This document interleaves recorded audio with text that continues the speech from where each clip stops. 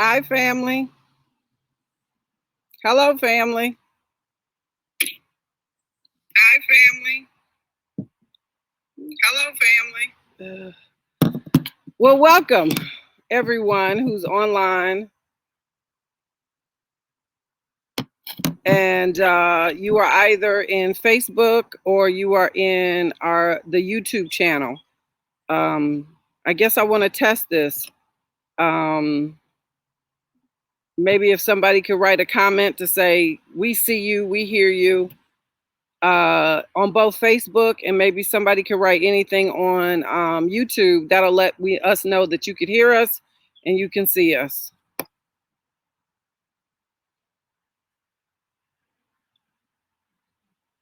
Okay, great.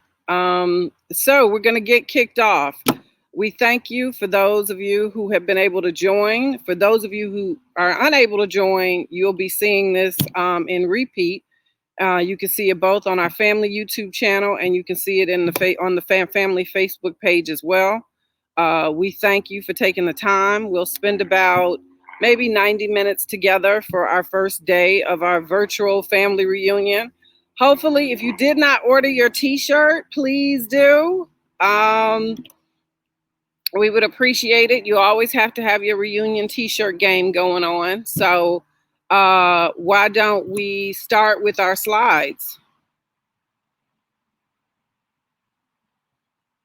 All right. As I mentioned, we're here today and tomorrow evening, midday for the West Coast, and early evening for the Mountain Eastern Standard Time as well. But we're here for these 2 days to really facilitate us connecting. We haven't connected as a family reunion since 2017.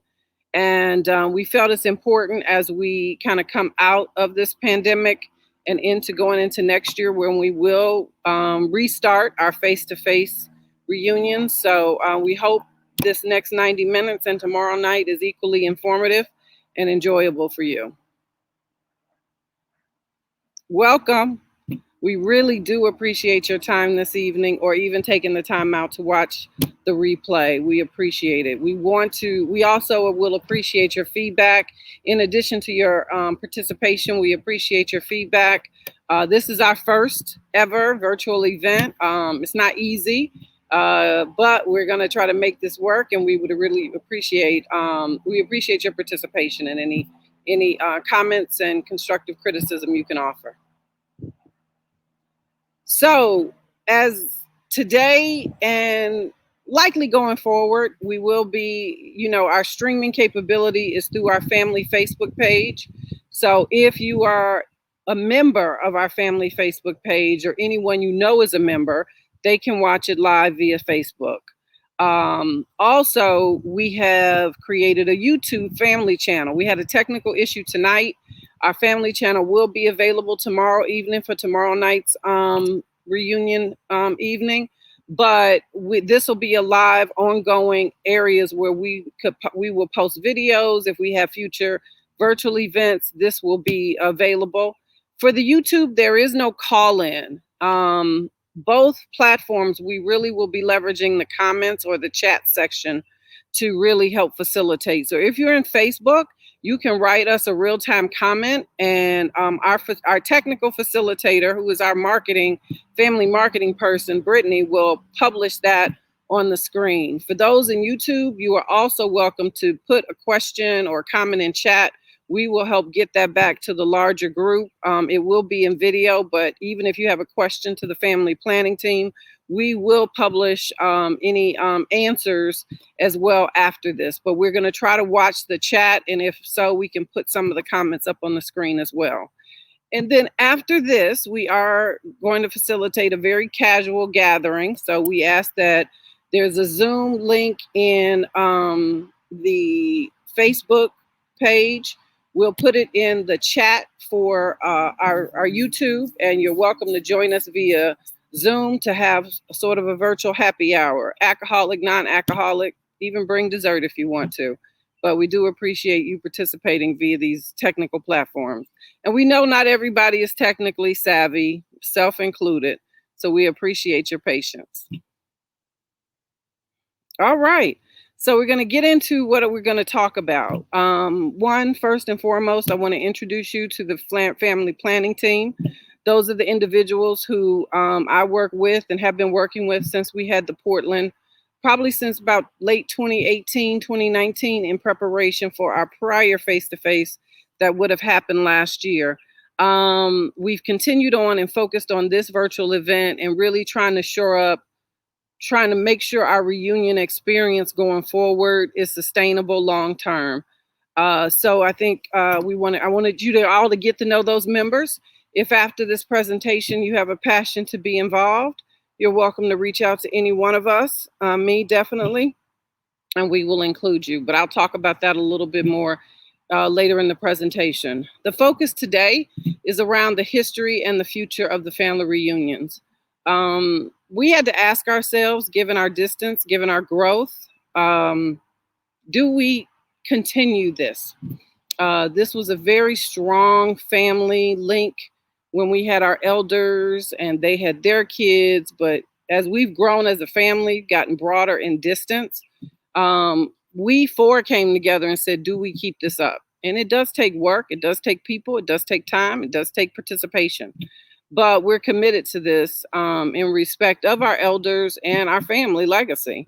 So I'll sort of bridge the gap between those two, talk about what we want to do in the future, as well as some initiatives that we want to have as a family to help really document.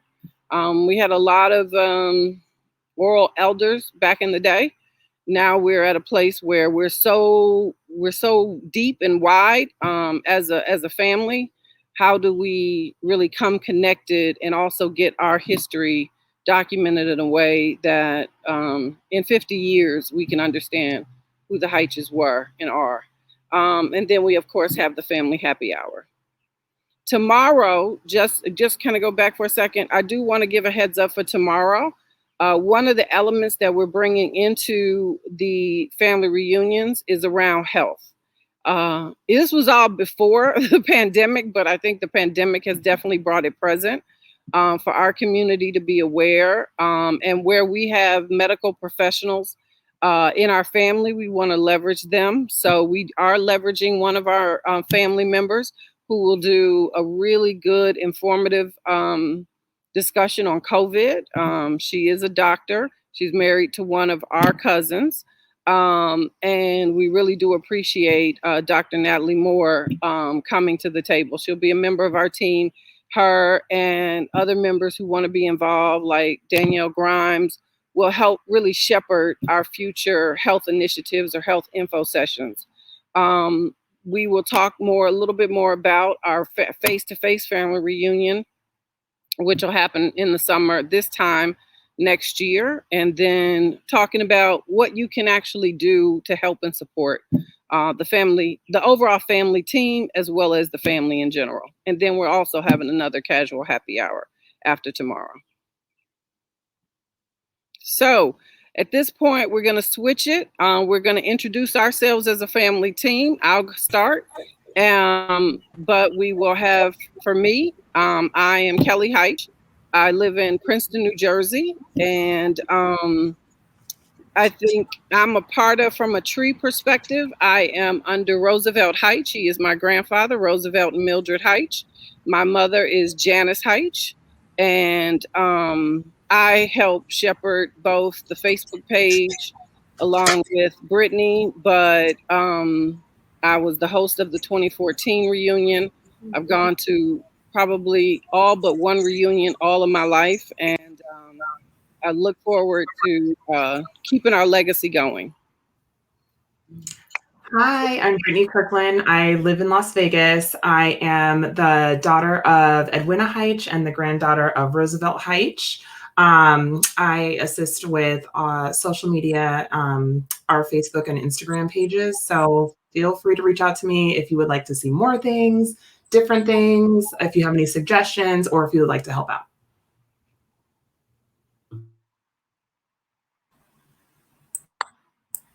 And I'm Sabrina Walker. I am the granddaughter of Murdy Hytche Parker. My mother was Roselle Parker Perry. I have 3 kids and I live in Saginaw, Michigan, and I just love my family, and I am so excited to be a part of the planning team committee.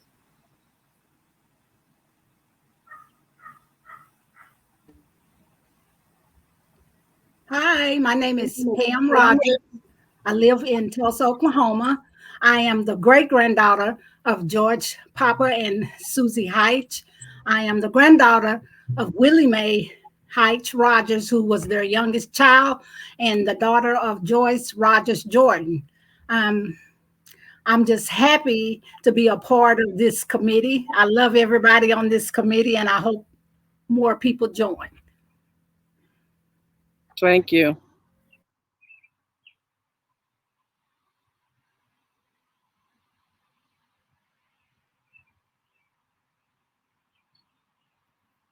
All right, so as we move along, so a big part of our family history has always been rooted in our family tree. You know, the 4 of us did not know George Papa.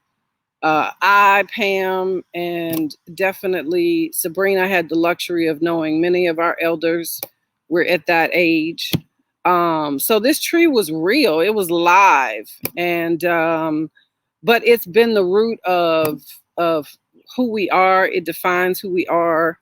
And I just kind of wanted to walk through a little bit of the tree. And if any of those of you who have any memories or any points to make, you can put them in the comment section or the chat room, and we'll capture that as a team. But everything starts with George Papa Henry Hytche. I'll talk a little bit about his migration to Oklahoma, but he had 2 wives. So Annie was his first wife. She actually was the mother of his first 2 children, both Minerva and George Jr. And then, unfortunately, with her passing, he then remarried to Susie Washington.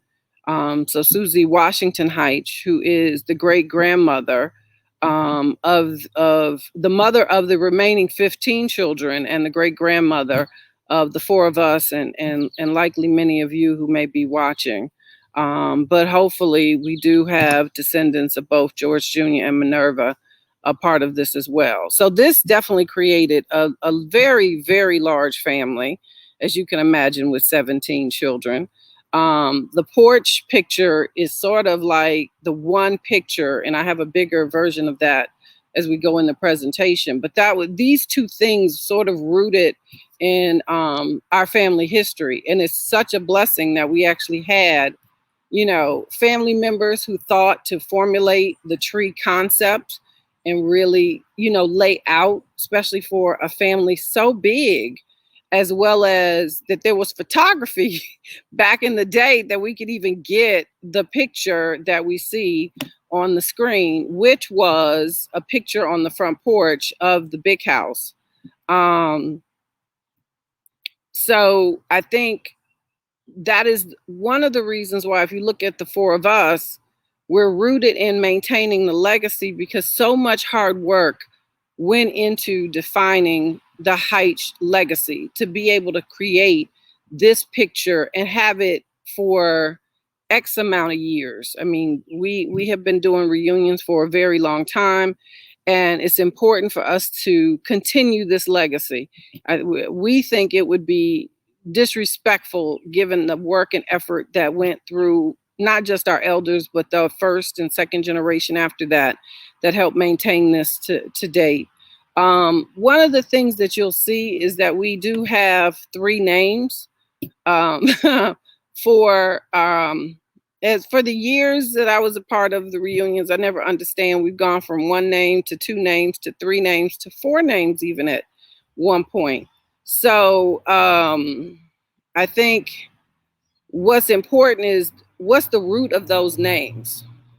So we hope to dispel any, what do I want to say, fiction or folklore, but the first name, Hitchye-Hytche-Hyche, this was actually George Papa's spelling. It is in the census for him and his wives. So what's important is that was George Papa's spelling. Again, phonetically, every one is a Hytche. And I'm sure many of you who carry the name like I do, you got to tell people how to say it. But it's Hytche. But Hitchye was George Papa's spelling. We also, though, of the 17, there was a change or a shift in the spelling to allow it to be easier to be said phonetically. So Hitchye is a part of this tree. Direct descendants are linked to Hitchye. So when you look at the George Papa's descendants, they are either Hitchye or Hitche. But in addition to that, we do have Hyche. Many times I used to say, where did that come from? Well, George Papa's parents and his brothers are Hyche. So that's what links all three together. You may have some other variations, but when you think about Hytche, these are really what we view as a family, the official three names. Now, the Hyche are linked to members of George Papa's brothers who were brought into our family reunions years back. So probably in the mid 80s, maybe early 90s, they started to be more involved. 2002, they started to be more involved. And they actually hosted us at one point, which was great. I'll talk a little bit about that. So we officially brought that name into our family branding and tree. So I hope that helps anyone who may not be clear about the what. And I hope if I have any elders on either Facebook or YouTube, you'll either do a comment to confirm what I've said, or you will course correct me, I'm sure. And I appreciate that. So, but that is our family tree. This really sums up when you talk about our history. You know, all of our elders and our great grandparents are gone, but their legacy lives within each of us, which is part of the extension of why we want to maintain the family reunions and our family connection. I guess I'll pause here. Brittany, are there any comments that are coming through Facebook or the chat room?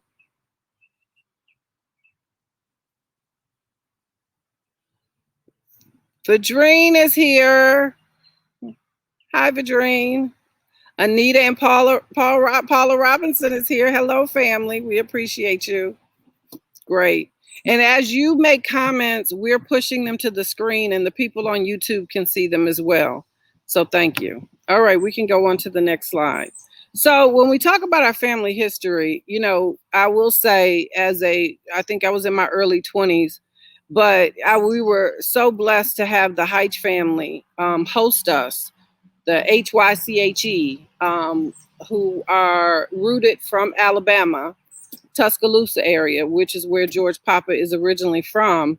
But that was important. They did an excellent reunion for us to educate us into George Papa's history.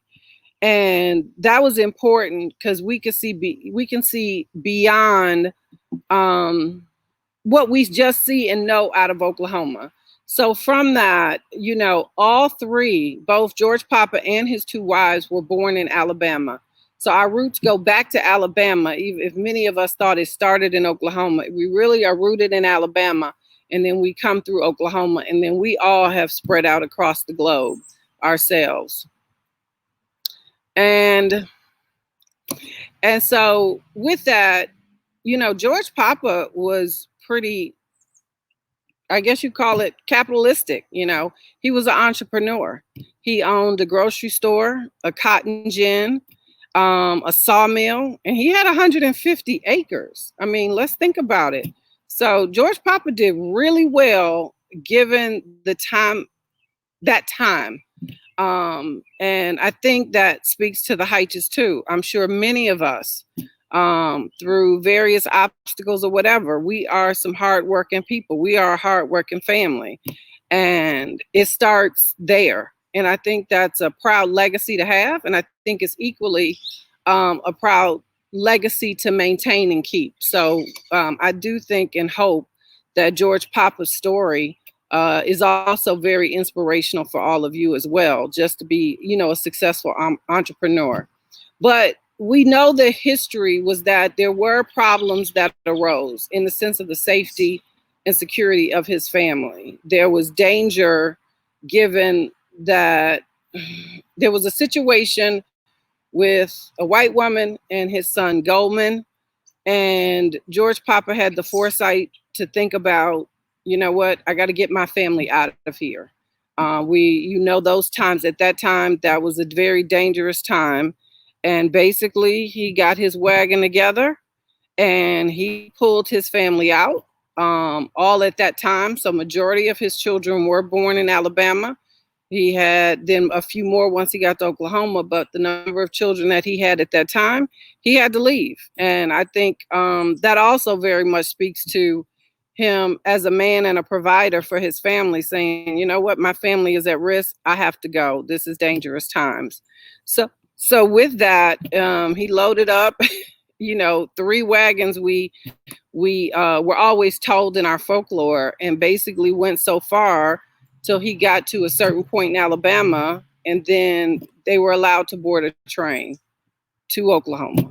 And that is the way we got to Oklahoma. Otherwise, we all would have been rooted in Alabama. So I do think maybe us embracing Alabama a little bit more could be a part of our legacy going forward, because that is a big piece of it too. So then once he got to Oklahoma, that's really where he started out in Muskogee. Around 1908, we that is a little iffy for me as far as the history. I do want to delve into that a little bit more. But at the end of the day, he then was able to afford himself the ability to purchase acres in Tallahassee.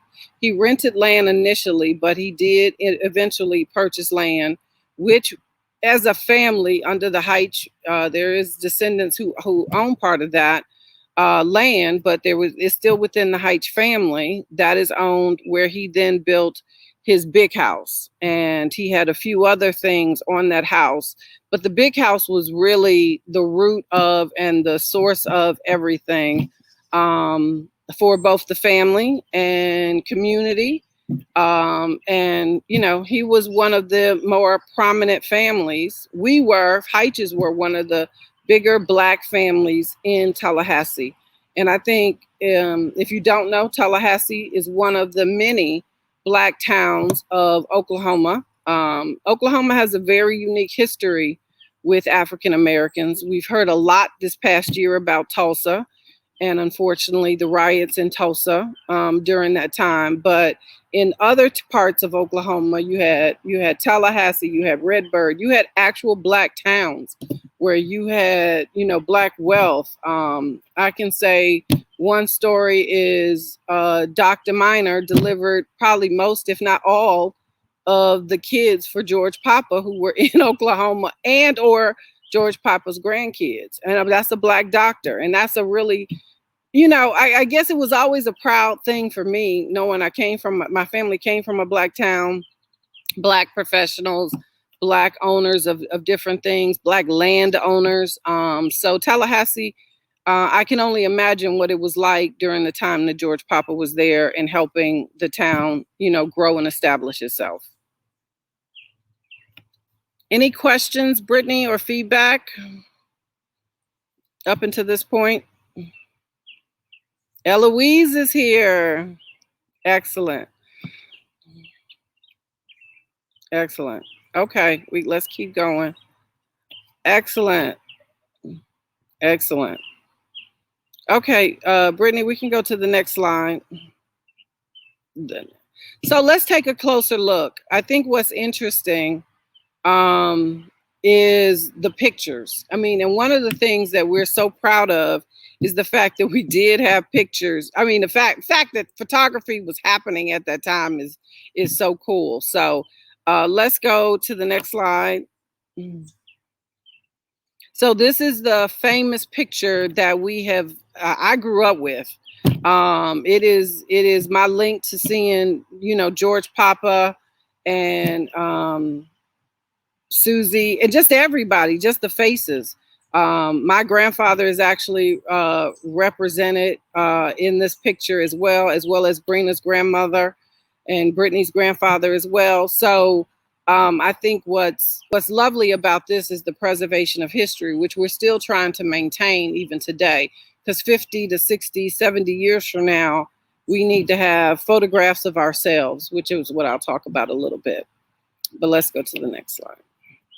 So one of the things that we're trying to do is break down some of who's in the pictures. And I'll make a shout out continuously through today and tomorrow. If you have old pictures, please send them to us because we want to preserve this history. So we have starting with number 1, you can see at the bottom, that is Goldman. And then we have Goldman's wife, Cardelia. And then we have, for number 3, we have Maddie. And then we have Fanny. And then we have Hayes. And then we have Susie's brother, actually, Willis Washington. And then we have Eddie. And then we have Percy. So that is definitely toward, and if you look at the tree, that's sort of toward that older echelon of our family elders. Going into the next row, we have Cora. Then we have George Papa himself. And then we have Susie. And then we have Catherine.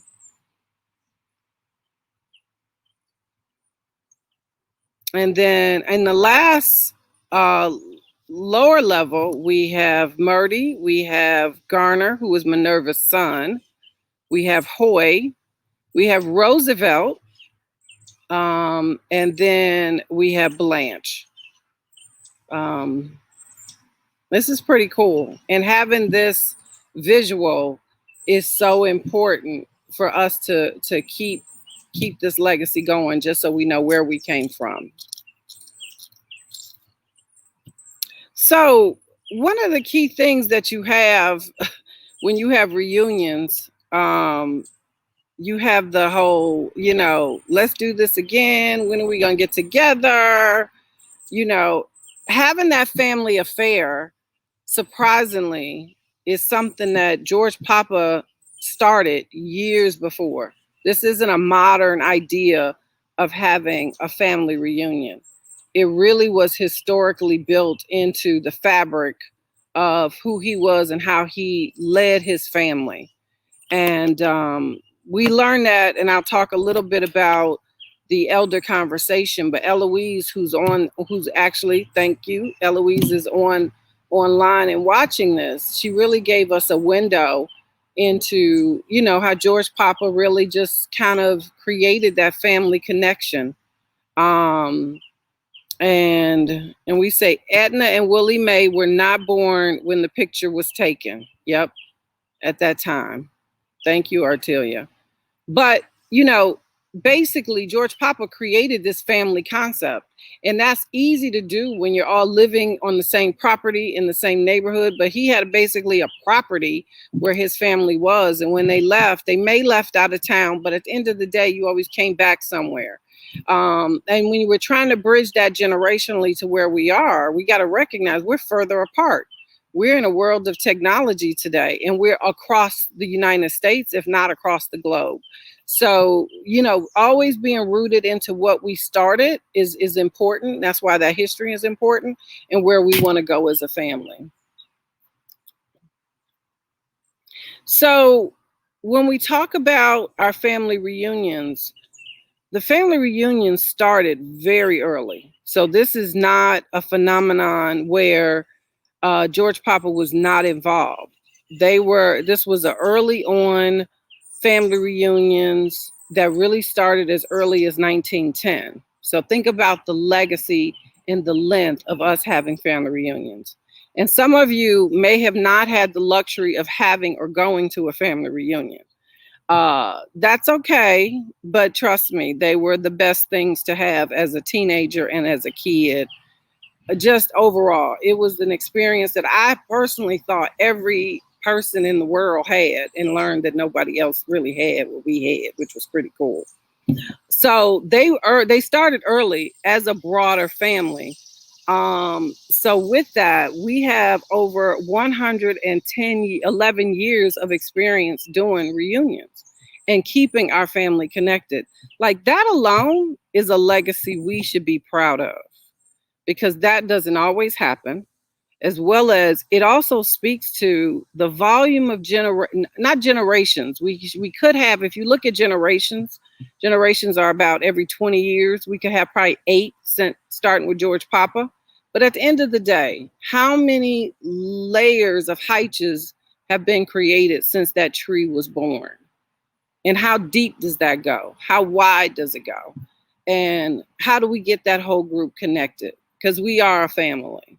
When we talk about the reunions, they were always held annually around August and September.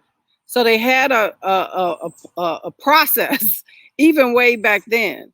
And think about it. George Papa didn't die until 1947. So he had a good, 30 plus years of being involved in reunions and being there. And that's an important piece too. Just recognizing how he started it, got to see it go, and wanted his kids to really keep it going. But people would come. I mean, I wasn't there. Eloise and others, our elders who are on the phone, can talk to us about this at the face-to-face next year. But, at the end of the day, you had a lot of people coming, both family members and extended. George Papa was known to be a very inviting person. So you had not beyond just family. He would invite others to his house. And that's important. Charles makes the point that George Papa was one of 25. Wow. Wow, wow. Wow, wow. Thank you, Charles. And even going beyond just George Papa and looking at our extended family beyond that is an important effort that we should also connect to. But being that George Papa had that principle of having his arms open for both the community and his family, and reunions began becoming a tradition of who we are as a family. So after his death, his kids made it a very important principle to keep it going. And that tradition is something that all of the grandkids and great grandkids have been a part of since. And, I want to give thanks to all of our elders who are like my mother and her first cousins, that entire group. And especially those individuals who helped facilitate this. The Tinas, the Eloises, the Jay Clarks, all of those individuals who really put the work and effort to take this from where it was and started in 1910 and carry it forward. And that's really what our team is trying to do, is play the roles of our elders who've had to retire from this and pick this up. So make a shout out if you want to be a part of the planning team. But then, we basically had voted. A vote was done years ago after George Papa's death that all reunions would stay in Oklahoma up until every elder passed. So of that tree, we always had it in Oklahoma at various places that I'll talk about. But then after our last elder passed, then we moved on to having them in other places until we made a recent decision on that, which I'll talk about. So here we have from Charles, if 1910 was the start, it began 2 years after the loss of Grandpa Charles Hytche, who died in 1908. Okay, thank you for that. Okay, next slide. So when we talk about reunions, they were always warm memories. One was around location. So the history of them is that they really would be in the lodges. I mean, I really have to thank our version of elders at the time who did all the planning in the 80s and the 90s and the 2000s, but definitely the 80s and the 90s, because that's where we got to, as kids, run around like the Fontainebleau Lodge, the Weston Hills Lodge, which is where I did host it again in 2014. But those lodges were great because instead of just a hotel, the lodges allowed especially kids and older people to really have their space, but then we could equally come back together. So they ended up creating a really good template once we moved away from having them at the houses. Because even after not having them at the big house, they then started going to other elders' houses. So I know my grandfather hosted one. Maddie had one at her house. So at the end of the day, they were at basically almost like at people's farms. And then as the family grew, grandkids, great grandkids started growing, we had to really change. And that's when we started going to the lodges, and then we would go to the hotels. And with that, they were always, you would go to Tallahassee. Now, Tallahassee was interesting because you can roll through Tallahassee. And with that, you can still go back to the big house. You can drive past it. It's pretty much a lot of trees and bushes and things, but you get a sense. And I remember most recently in the last couple of reunions, Anita has a picture of the big house, which we want to be able to capture that so you can see it in its full form. There's Pleasant Grove Cemetery, not to say a shout out to the cemetery, but that is where George Papa and his wife are buried. But also you can see many of our other elders are buried at Pleasant Grove in Tallahassee. So I threw this in for my own at the end of 51B. There's the Peach Barn. That is one place many of us Hytche elders went. Some of our Hytches worked there, but at the end of the day, you would basically get a bushel of peaches. Your grandmother would can them or make a pie. That is history. And that was definitely, when you think about memories, the Peach Barn or a peach can take you back there. Having good food cooked by your elders is that. Going to a lodge, running around, especially as a preteen, you can have the fun without being, under the eye of your parents, and you have freedom with your cousins. That's important. And had games. And then I think one of the key things that we did growing up, for those of you who may remember, we always introduced ourselves to link ourselves back to the family tree. So you'd have to stand up and say you were the great granddaughter of George Papa, the granddaughter of Roosevelt Hytche, and the daughter of Janice Hytche. Everyone did it throughout the entire room the first night. It was and always is the coolest thing for us to have done as a family.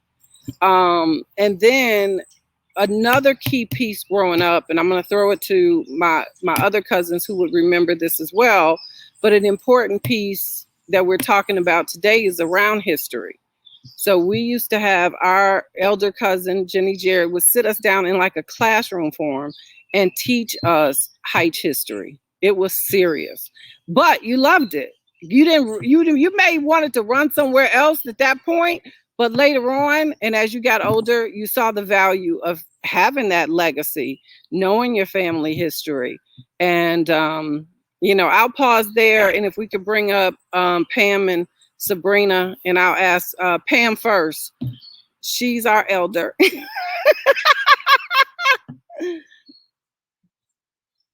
I enjoyed coming to the reunions. I especially enjoyed the ones that we had, like at Aunt Maddie's, and I remember several of them at Aunt Maddie's in Clarksville, and then there was one at Jennifer Clark's his farm, and then of course the one at Uncle Roosevelt's. But I was blessed because I had a relationship with most of them. I think it was just the only one that I didn't have a relationship was Aunt Pearlie, and that's because she didn't. I was around her, but I didn't have a relationship with her as I did with the others. But I was really blessed, and as Kelly stated, I am one of the eldest out of our mothers, our first cousins, and so that would make us third cousins. So I I guess I am one of the elders of the group. Yeah, you're helping to maintain the history. Yeah, and I mean I enjoyed and so we had fun. We had fun at the. I think the main reason why I want to put this in that we went to they started going to the hotels because the elders did all the cooking and all of them could cook and they did all the work and it was just too much for them because they did everything. Even though there was a couple of times after we went to the hotels, we almost got kicked out because we're just a loud family. But that's just because we love each other. Oh, thank you for that. Sabrina, your memories? You talk about Jenny Mae, and I remember the last reunion I remember going to with Jenny Mae is she took us into her hotel room. You talk about a classroom setting. She took us into her hotel room, passed out pieces of paper to us, and she wanted us to know who we were and who our family was. And so, like you said, she would pass it out, she would quiz us and things like that. So it was just awesome. I remember going to the reunions as a little girl, and I mean, you had so much freedom because everybody at the whole hotel or lodge, it seemed like was family. So you could just rip and run and do whatever you wanted to do. It was safe, it was fun. And I was looking at the 17, and I think out of the 17, I think I remember at least 7 or 8 of the brothers and sisters. I remember Aunt's sister, I even remember Aunt Willa Mae. I mean, I just remember that, so it's just, I want my children to know my family like I know my family, and I want them to love my family like I love my family, and I think the older we get, the more of a relationship we want. But I had that starting out as a young child because my parents took me to my family reunions, and I'm really grateful for that. Yeah, I love all of y'all. Love you too. But I think you bring up an important point that we're trying to also promote here is understanding the family connection, and just those connections sustained you. I've lived on the East Coast by myself the whole time, but Eloise, read that, Pam. Yeah. But I think one of the things that's been important for me as I've been able to, go out in life is that I always had Tallahassee to go back to. I always had an extended family. And wherever you went, you always had family. You meet family at reunions or you make connections and you always had somewhere to go. I will say my story is when I graduated college, I went to Philadelphia. That was my first job. My first job that was lasted forever, but just the first place I went. I knew no one. Knew no one. Two of our cousins, loved them to death, Darcel and Cynthia. My mother dropped me off and they came over. And because of them, I understood and integrated into the Philadelphia just on my own. And that in itself talks to the strength of the Hytche family. I will always be ingratiated to both of them because I knew no one in Philadelphia. I had some college friends, but when you have no family anywhere, what do? They didn't know me close, and they came over.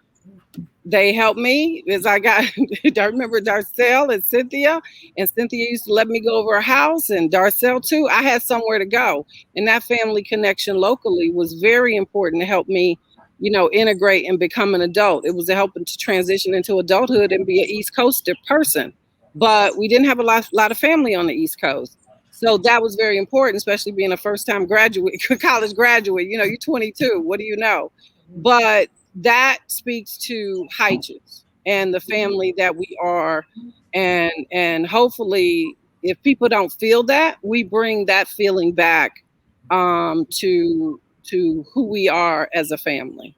Yes. So we have a Facebook user, Cedric, and my brother William would climb the tree in the front yard of the big house. Fell out after being stung by a wasp or a bee. Then Uncle Hayes or Roosevelt slapped tobacco on their head.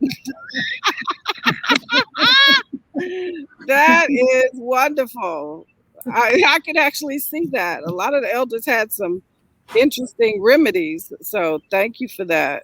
That came from Paul, I believe, right? Okay. All right. Let's go on to the next slide. I want to be mindful of time. Okay, so also you, of course, you had the reunions. We always had games. One of the staples of our reunions was the talent show. And Hyche has got some talent in the sense of dancing, singing, whatever. And those were always a big thing. We always allowed the kids to have a strong presence. And I remember the year that myself and Artelia and the others from the Washington area, the Gay Sisters, and we did a little dance thing. That was fun, even if you wanted to try something new. And then we would also, what was important was our dances, but definitely those banquets. Did you not love getting dressed? Because you had to have your fancy dress. So it allowed for the entire weekend to be like a whole it was just a whole bunch of fun. Either the kids had fun, the adults had fun. You played cards. We had games. I remember us taking over a hotel, a hallway, and just did a very, you'd have dominoes, you'd have different cards, you'd have to have spades. But having that as connection as well was extremely important. So you didn't just kind of just sit around and just eat. We engaged each other as well. And then the next thing was always business. We always had to remember our loved ones. So we've always done a memorial to those who passed in the time that we were not together. I do think this is a very unique time given the pandemic. So we do want to try to honor those that we've lost since probably 2017. And we'll try to figure out a way to capture those memories and honor those persons. But typically we would keep track of all of those who have gone home, and then we would light a candle for them as part of the tradition of our reunions. And then we would always have a business meeting, which would set the tone around some of the rules for the next, who would take it over, who would organize it. We sort of want to move to just having this family team being the consistent organizer. So if you want to be involved, if you want to help expand probably the family reach, be a part of this team. And that keeps it consistent given the fact that we're so big and wide and deep. And then we always had our Sunday services. We've always done our worship, and typically also we have excellent singers, gospel singers in our family. And you also have many preachers. So just like I said, we got medical professionals, we got preachers, and we got singers. So that has been the staple and the template that we've had as a family. And when you look at it, those 4 days, it starts on a Thursday, ends on a Sunday afternoon. You get a lot of deep connections, you get a lot of memories, and you have a lot of fun. And we hope that we can continue this tradition going forward. I remember Jenny Mae doing the electric slide. That's great. Okay, next slide. So when we go into family,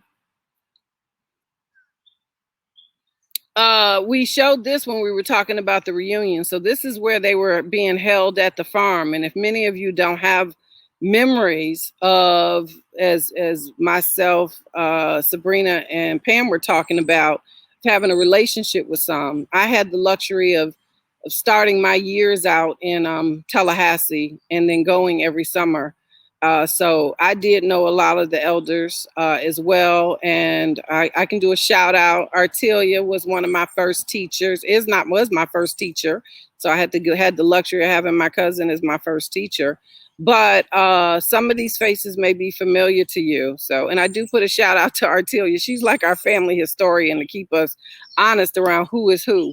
So we have Catherine, Murdy, Maddie, Hayes. He's kind of like between Pearlie and Maddie. Then you have Blanche. Behind Blanche is my grandfather Roosevelt, Aunt Blanche, and then you have Aunt Edna.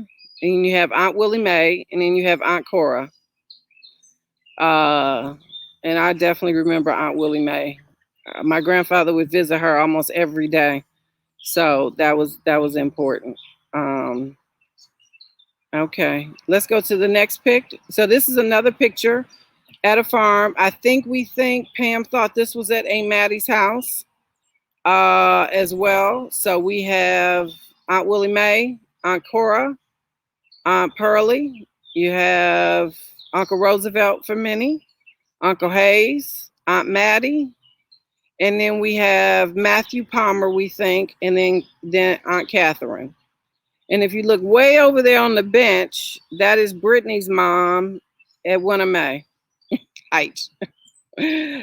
So Edwina Hytche, that was her. She has since unfortunately gone home, but we love the fact that we capture these pictures because it gives you the memories of our family at that time. And those were always fun times.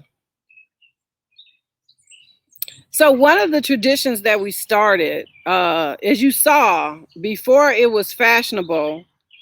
Oh, and we think that the little boy is Clarence Morton on the left right here. I think what'll be important is as we get old pictures, we want to try to label who the people were. I'd like to know who this is in the pink pants. The lady who I can't. I feel like I know who that is, but then I don't know. Pam. Oh yes, it looks like Cat. From That's behind. what I was wondering. That's who it looks like. It looks like from it was behind. It looks like Cat. Oh, okay. Catherine Ing. I mean, you know, and sister's daughter, Catherine Yeah. Ing. Yeah. Catherine Jr. And we don't know who that is sitting next to Edwina. We don't know who that is. Yeah. Clear. We think it might be you. I said it could have been, but yeah, I spent a lot of time down in the country, even though I grew up in Detroit. I did spend a lot of summers down there. Okay. All right, let's go to the next slide. So one of the things that you could look at the prior pictures we just saw and said, oh, they always kind of had a group photo. Well, the elders did. But when Pam hosted this one, Pam hosted and had a team of people, but she was the lead host for 2008. This was at a hotel in Tulsa, and this was starting the tradition of having a group photo, which was pretty cool. So with that, we kind of have tried to maintain the group photo concept, and we'll do it for 2022, if at all possible. So this was those who were part of in attendance during that time in 2008. Go to the next one. Then St. Louis hosted. So as we said, we kept it in Tulsa up until the last elder passed, and then we started moving around. So our first getaway was to Atlanta, actually. And that's where the Hytche family, the Hitchye-Hytche-Hyche family hosted us. But as part of the group photo, we didn't do a group photo in Atlanta, unfortunately, but we did pick it back up. And we picked it up in 2011. So St. Louis, Missouri. Okay, and then I hosted in 2014 back at Weston Hills Lodge, and we did another one at that time. So we had a really good turnout. I think for Pam, you had close to 300 people over the weekend. I had the same. Not everybody stayed in the hotel, but you always had. What we found with Oklahoma, that outreach always had some of the highest volume of people. Even people who came from out of town would come back to Oklahoma as rooted. When we went out of town, we had a really good crowd in St. Louis. We had a good crowd in Atlanta. And then after mine in 2014, we did go to Portland, which was great. Now, Portland being further, we still had an excellent turnout. Artelia and that team did an excellent job in hosting us. And that we didn't do a group photo, but they had a really great idea of having like this Portland banner, and then you could take like shots as a family. So it was very cool, very cool idea. But we had a strong presence that showed up to go that far out, and I think that talks to the importance of where family comes into play and how we want to. We've been committed to the reunions, and we want to stay committed to the reunions going forward. We think on the YouTube, is there a problem? We want to hold on, pause and make sure the YouTube has it changed? If you may see a lag in the YouTube, and hopefully the screen will move. Maybe it'll move. It's sort of behind us, but anyway, a part of the reunions is you always had a wardrobe. You always had a hat. You always had a label. You always had a T-shirt. And when you talk about T-shirts is sort of like the elevated suit of the reunion. You had to have it. You had to have that logo. Our T-shirt game was always good for all the years. Now, one of the things that I'm going to say now as a challenge is if you have all of the T-shirts, it is important for maybe you could take a picture. We want to see who has the most T-shirts historically. I thought I went to all, but that doesn't mean you have the T-shirt. So if you have the T-shirts for your oldest to most recent reunion, take a picture and send it to us, because we like to know who would be the winner of having all of the T-shirts. So let's go into and see some of the history of our family T-shirts. So thank you, Brina. Brina keeps her T-shirts, which is good.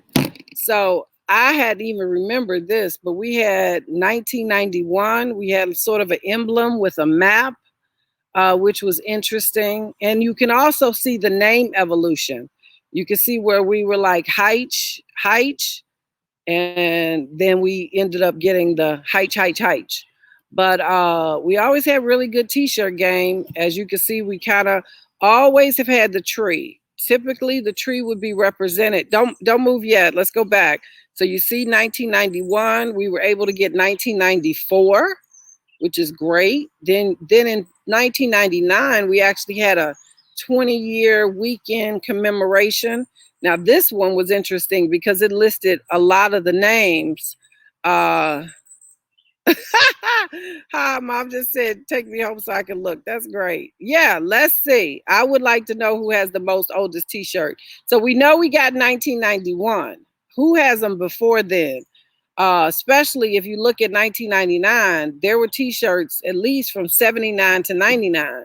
So, and I think that's a great idea to commemorate a lot of the names at that point in time, which was really cool. I hope I have that one. I don't know if I went to that one. So let's go to the next one. Then we have, now we couldn't figure out the year for this first shirt. If anybody knows that year, put it in the chat room or put it on the Facebook comment. I can't recall that one. If we got 91, 94, because we were always every 3 years. So so we think that one, I remember that one. That was a pretty one. It has the tree on the back. Then when we went to 2002, this is where we went to Alabama.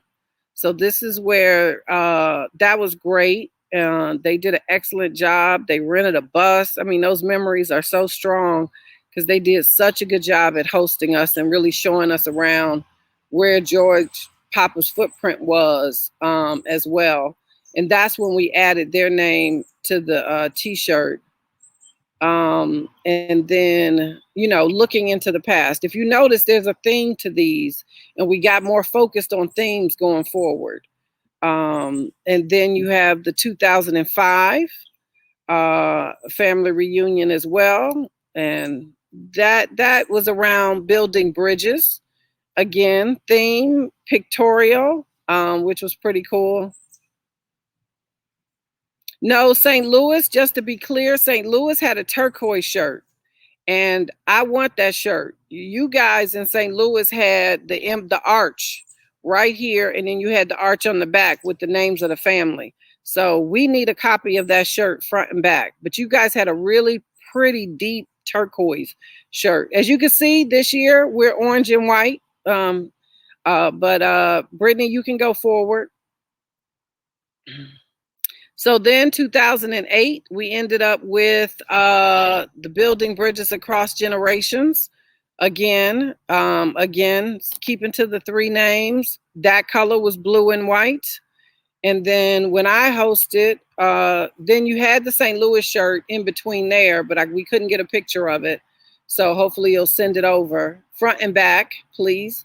2014 is what I had on the front, the George Papa. The focus was Our Roots Run Deep. That was when it was also brought back to Oklahoma. So Pam had it in Tulsa. I brought it back to Weston Hills. In between there, we went to St. Louis. And then in 2017, our last face-to-face was in Portland. And that was We Are Family. The shirts were beautiful, golden yellow with the family connection, holding hands. So those were, as you can see, our t-shirt game is really, really good. And then this year, and next year, we're going forward with the orange and white. So you can see a pandemic cannot keep us apart. That is respectful for this year. If you want this t-shirt to put into your collection, you can still order it. For those of you who have Facebook, the link, or if you need the link, you can order it. It's a fundraiser, so all proceeds help the family team. There are only, I think, $20-something or so, depending on your size. And you can order it from the link in the Facebook page. But these are cool to have, especially if you are collecting family t-shirts. It represents this year. It represents the fact you can't keep us apart. We will keep orange and white for next year. We've actually, if you notice through the history, we never had orange. Like I said, St. Louis is a deep, dark turquoise blue. So this orange is new for my face-to-face. We don't have a theme yet. If you have any ideas, send them through. We would love to hear what next year, what 2022 could represent. I don't know, coming back together, whatever it will be, we'll figure it out. So I'll offer that as a contest to the family. If you have a good theme, probably no more than 3 to 4 words that really sum us up, that'll be great. And we'll consider that for next year's face-to-face thing. All right. So one of the interesting things that I was able to find in the research, Pam had a good one. Back together again. Like that. Another thing I found during the research and preparing for this, and I had seen this years before, but we were written about in the Oklahoman in August 1982. So you can actually look at this in the post. We'll post this presentation up, and we will post the actual URL to the article on our Facebook page as well. But this is where someone came to interview George Papa and, well, the family. And they were reminiscing around, at this point, it was five generations deep. And talked about the history of our migration to Oklahoma, and a couple people told stories. I like that too, Anita. Love will keep us together. That is a good one. That is a good one. I like that. That may be the one.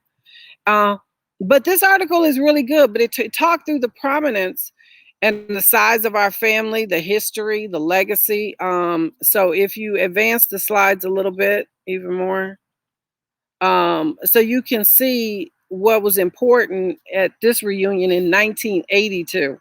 If anybody has the t-shirt from that year, we would really appreciate that if you had t-shirts in 1982. But it was good to profile us. I mean, it also talks about how the Hytches were deemed to have an article at that time. And if there's any other articles out there that many of you may know about of us writing, because I know with us having been a big family in Tallahassee with some other families, there could be other articles, but this is one of the ones that still exists on the internet. And if you go to the next slide for us, I think one of the key things that was said was just around, you know, the essence of this article was we come from far and wide, and these reunions are important to us as a family. And it is where t-shirts, everything that we are as a family is kind of wrapped up in the identity of these reunions, and that's important. And it's important to keep it going.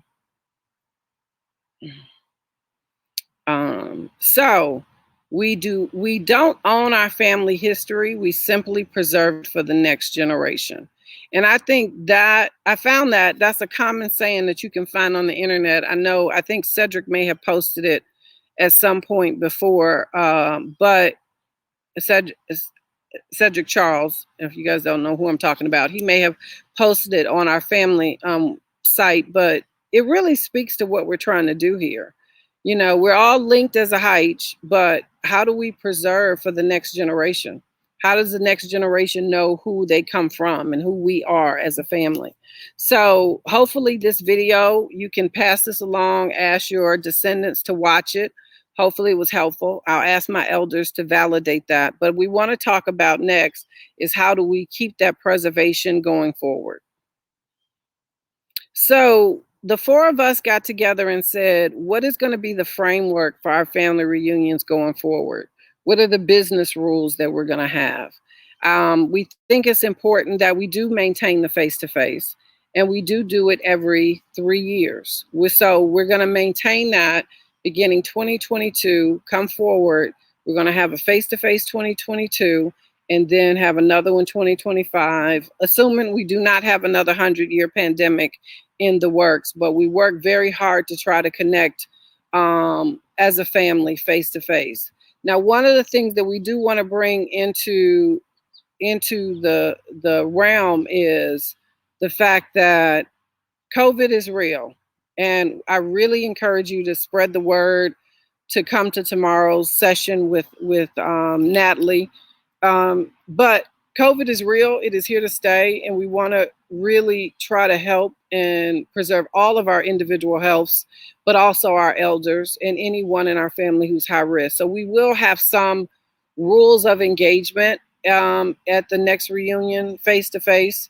So we just ask that we're going to be very respectful of your freedoms, but we're also going to be mindful that COVID may be still present, and we're going to have to make certain rules around that as we navigate face-to-face.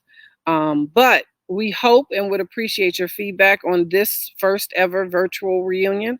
And we would like to connect with you guys just like we did this year in 2023 or in 2024, and maybe once a year have a virtual connection, even if it's family education and things like that. I think having a connection at all and how we leverage some of what we do online will help also broaden education. And some of the projects that we're going to have going on, we want to leverage annual virtual connection to report out on those. And I'll talk about that as well.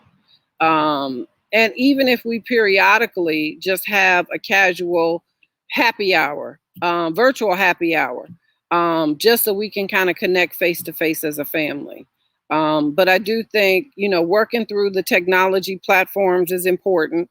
That's why encouraging people to be a part of the Facebook page is probably one of the best and easiest ways we can all get together. But 2 times a year, we would like to connect virtually, as I said, and then make sure that happens every year or every other year. And then we have our Facebook page. So after the 2014 reunion, we created the Facebook page, which has been really good, at least as a starter, to bring people in. And that's very important. So this idea of ongoing communication, we have a Facebook page, we have an Instagram page. Instagram clearly is for the younger folks. But at the end of the day, I think we want to try to create a connection given the fact that we're not all together living in Tallahassee or living in one place as well. So we want to continue to advertise any family events or family learnings. as well through those forums. And then lastly, we want to have the team sort of govern and facilitate the activity. So we had this family planning team of 4 people. We've talked in the past about how do you best get everyone's viewpoint. Sometimes when you're having a planning team like this, you know, these 4 people are trying to do it all for 500, 1,000 folks. So where people can get involved, but we definitely want governance where it's not passed from hands to hands. We kind of keep it within one team and shepherd it going forward. And we bring members on or rotate members off, but have this one family team help shepherd all of this. Unlike before where we used to move it from hands to hands to hands. So that's part of the change. And hopefully this effort is to keep this going. That's all we're trying to do, is to respect what George Papa and our elders started and just keeping it going, and also finding the next generation of people. If you look at all 4 of us, we're all in different but similar age groups. Brittany is the baby of the group. So if she could have other millennials or Generation Xers who want to be involved, that's great. She does help us bridge the technology gap. We're not as savvy as her. As you can see what's going down, Gen Z, I'm sorry, they're not Gen X. I think I'm a Gen X. There's Gen Z group. But you can see at the bottom, we also have an email address. So you're welcome to use that to email us and let us know you want to be involved in either the planning team or help. And I'll talk about a little bit of that tomorrow as well. So one of the things we're going to be trying to do is really bridge the documentation. So we're lucky right now that we were able to have the information we had. And I can tell you that's because of Jenny May and those who really tried to write down the history. It's good that we have ancestry.com, but we need all the information we can to really help build this repository of family information. We've had some family members do some investigations or even go so far as to do genealogy. We need to pull all that in so it's not so far out. And if that's an interest of yours, we would really appreciate it. So one of the things that we want to start doing, and we did start this in 2014, I will find all of the trees that we made, but we actually made by those represented in 2014, we actually wrote out our family tree, like the first line, the second line, the third line. We need to do that because you question how deep do the Hytches go? Given you could be on here now and you could have you could be a great grandmother. You could be a great grandmother or grandfather. The whole point is we don't know how far deep we go. We don't know how wide we go. And we need to better understand that. And we need to figure out how to document that, be it leveraging. Not everyone is on Ancestry. So we do want to leverage tools, but we need to bring it in as a family. So that the family team will be part of helping to facilitate this documentation, but we'll be asking of you to participate so you can help us document it as well.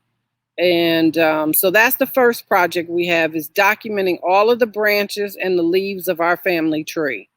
And that's important. The second piece is our elder oral history discussions. And we had our first successful one with Miss Eloise Lee, who's on the phone.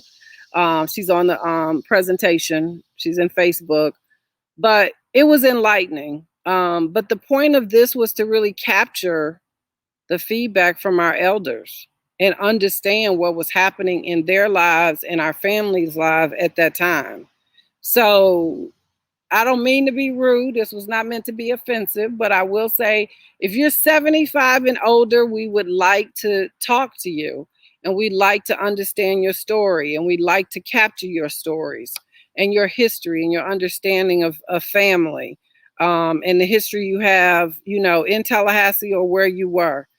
We had a great conversation with Miss Eloise and she really helped. Myself and Sabrina interviewed her, And I learned from her, George Papa. I mean, she was only like 11 at that time, and she was telling us how George Papa was supporting all of the teachers, and would help the teachers, and he'd have all the people over for dinner, and he loved his grandkids. His grandkids were priority. They got to eat first.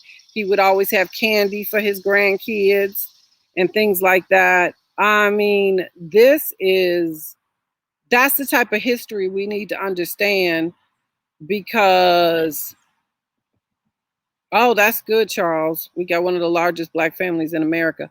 But we got to get it documented. But my point is that conversation with Eloise and other elders who you may be listening, or you can tap us into people, or we'll give you an interview guide to talk to them. We need to capture that history.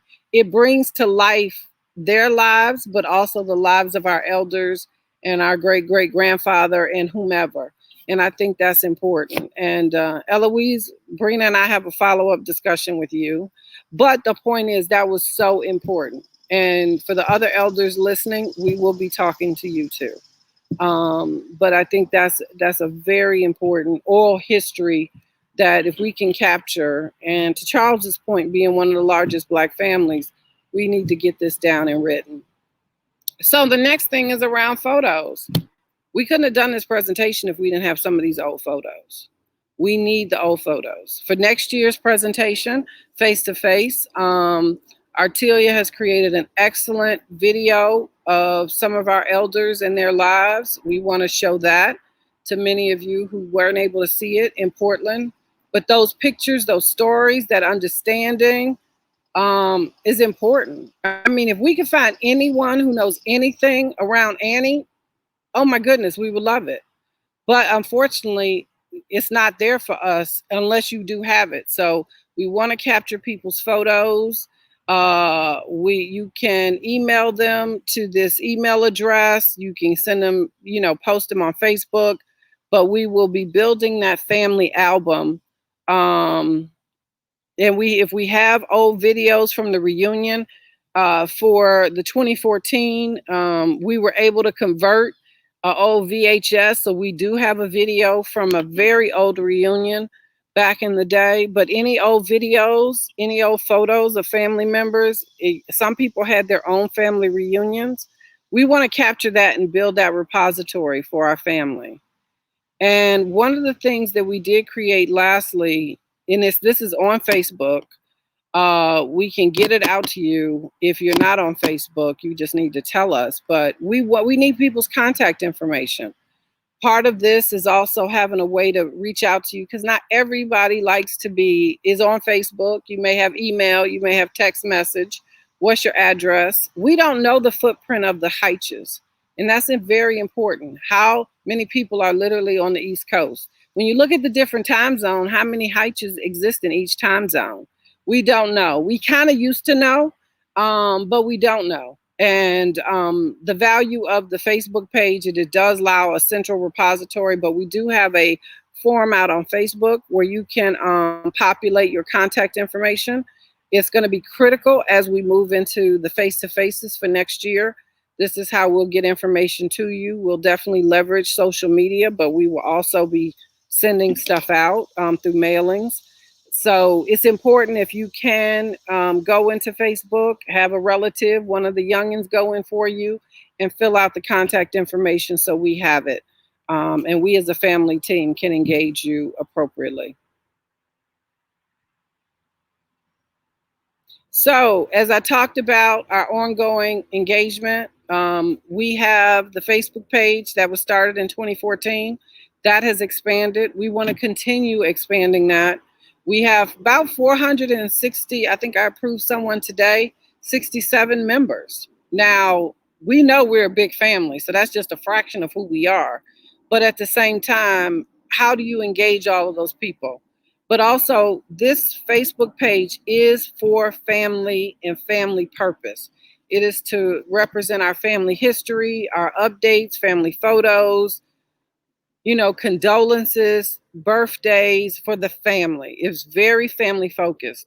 We do regulate this. I have to give a shout out to Brittany. She is our marketing social media person, and you may have back and forth. She and I administer this site, but we may have back and forth. We recognize that sometimes you may want to advertise certain things within the family page. We do have to monitor it so we can keep it to family and family content for the history, for the essence of this conversation. We're not trying to make this a potential commercial site, even though it's family. We want to support all family members, but just be aware we have a balance. And the real intent of that is taking our family reunion concept and really trying to bring it online as well. We do have an Instagram page that is likely for the younger folks, but it is where we can post pictures. There are some out there. So as you give us pictures, we do manage and monitor that as well. So just recognize you have that to see different experiences. Brittany, as she mentioned, from Las Vegas, did host a cousin reunion, and that was great. We posted some pictures out there. I didn't speak to the cousin reunion as much. We have had historically some cousin reunions in different cities. I think we have to talk about that at the business meeting next year if we want to continue that and who would host it. That is where we kind of go from city to city and we have somebody host us and show us around. I did it here in New Jersey. Rashard Moore, Natalie's husband, Dr. Natalie, who's going to be here tomorrow, her husband hosted after me in Washington, D.C. We've had it in Hampton, Virginia. We've had it out west in the Portland area. So, it's been great, but it has different rules. It's not like kids, it's more so the adults. So I think we want to talk about it in the business meeting, if that's something we want to do as a family, or you just want to do it on your own as a collective group. So it's not really sponsored by the family team or anything. But there are pictures of the Las Vegas experience out on Instagram. And most recently with this virtual, we have created then the YouTube. Unfortunately, we had a challenge with technically today, but our YouTube channel will be live tomorrow night for tomorrow's session. And a part of that is this will give us a way to publish videos. And if you're not on Facebook, you can engage anyway visually. So we do want to help maintain this channel. It's brand new, but it'll have this presentation out there for you to see and go back to. This presentation will also be on the Facebook Live, so you can pass it along. And we hope our 44 members out there and subscribe to our channel. I think we have 4 people. And if anything new is posted, the subscription only allows you to go back if there's new content out there. But these are the 3 ways that we engage. And, you're welcome to contact, me or Brittany directly, or any member of the planning team if you have any direct questions or anything. So, next.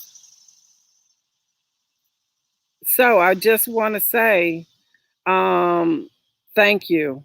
Oh, we have Latrice Hobbs. She's a granddaughter of Babe Trotter. Hey, Fanny was her mother.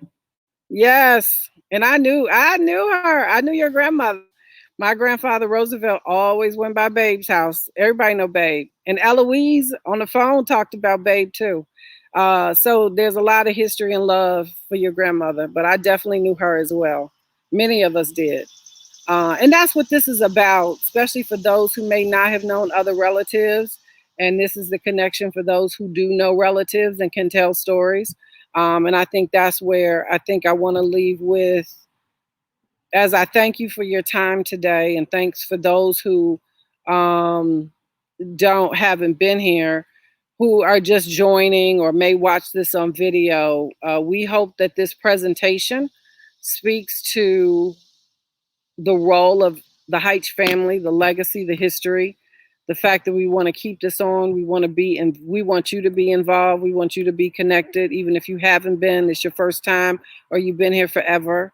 We need your information. We need to know where you fit in the tree, where you fit in the branches, where you fit on the leaf, what pictures you have, what stories you have, and to use our Facebook page in a way to engage, or to use these virtual events and attend. And again, give us feedback. We really appreciate it.